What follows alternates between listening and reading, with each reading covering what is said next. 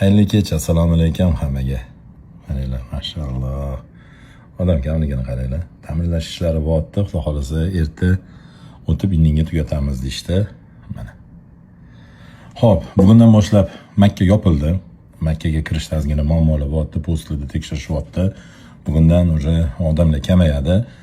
Makkadagilarning o'zligi 18-gacha tark etishligi kerak.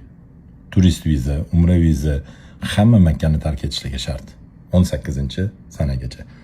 Kirganlar shu yerdagilar hozircha bemalol kirib ibodatlar qilishsa bo'ladi, lekin 18-dan boshlab faqatgina haj viza bilan kirish bo'ladi. Iqoma o'zligini fuqaroligi kira oladi haram hududiga. Haj viza, iqoma hamda fuqarosi. Boshqa turdagi vizalar, turist viza bo'ladimi, umra viza bo'ladimi, ular kira olmaydi. Odam qaranglar. Вообще kam.